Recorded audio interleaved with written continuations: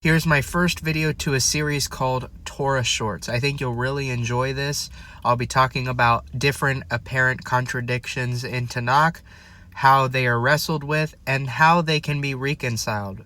Because the reason why apparent contradictions, in my belief, exist in Torah and in Tanakh is so that we can wrestle with it. Yehovah wants to see us making an effort in getting to know him and harmonizing the words that he has put out there, because we know that he's not going to go against himself. Now, it's a good thing that life isn't fair. Many people complain about that, but that's because if life were fair, we would all be dead.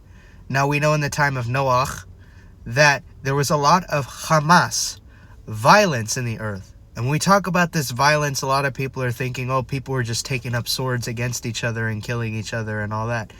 Sure, they were animalistic and primitive. That's what Hamas suggests. But Hamas is not just limited to people killing each other. It's all-encompassing in different ways that people would be disregarding their fellow. It could also refer to sexual immorality. It could refer to many other ways that people choose to disregard their fellow and put themselves over their fellow against the commandment that Yehovah has put forth. When the Bible talks about God's omnipotence, the idea in Christian theology is that he created the world and then he knew every ion of everything that would happen in the future. So basically, he knew that he would destroy humans before he even created them at the time of Noah's Ark. But the reality is, when the Bible talks about God's omnipotence, it talks about it in the sense that he only knows the things that can be known. And that's not literally everything. Those are the observable things from his view up in the throne room that are going on at a specific moment, or even things that happen in the past. So it's like Yehovah is actively collecting data and learning. And the reason why this actually makes sense is because even when our forefathers were setting up their idols, he said, look, I didn't even see that coming. I didn't even have it in my mind that they would do those things and set up those abominations. So at the time of Noah's Ark, we're told that Yehovah repented, like he felt sorry that he had created man. He wished he didn't. He regretted it. But then in Numbers chapter 23, in verse 19, we read that Yehovah is not a man that he should lie, nor a son of man that he should nacham. Nacham, the same Hebrew word used for repenting or being sorry. It's essentially the same one that is used back in Genesis. So we read that Yehovah repented, like he felt sorry for creating man, but then he doesn't feel sorry or have regret in Numbers chapter 23 and verse 19. Now, the reading that makes sense for me is that when Yehovah acts in experimentation, that is, he put the creation forth, he let creation do its thing, he gave people free will and talents, he essentially regretted that he gave them that ability.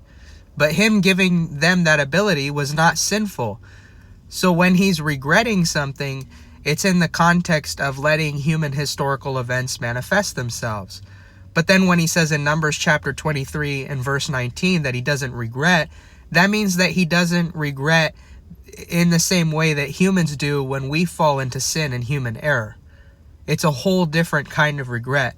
So Yehovah can have a regret in the sense of, I let this experiment go on for too long, but not in the sense of I've fallen short of righteousness. I've fallen short of the commandments set forth in the law.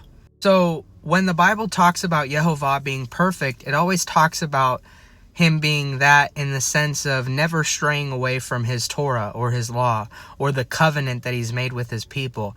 That means that even when we're in our unrighteousness, he's still going to provide for us and take care of us so long as we return back to him. He's always going to be there even when we're being unfaithful towards him. He's perfect in the sense that he's always about justice, compassion, mercy.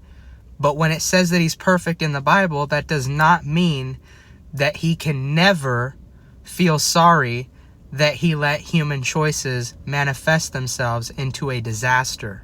I hope this is interesting food for thought, because the Bible never once says that God is incapable of feeling like he made a mistake. And let's not equate a mistake to violating the law of God. Like in our personal lives, just because we've made a mistake or erred in some way in our lives, that does not necessarily mean that that error was a direct violation of a specific commandment that we find in the law of God. What we do know, though, is that God is an unchanging being who cannot lie.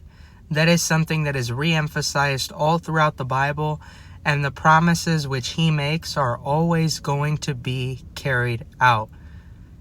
Even if along the way, his feelings are manifesting, particularly in anger against the congregation. There was a point when he wanted to wipe out the whole congregation of Israel and start over.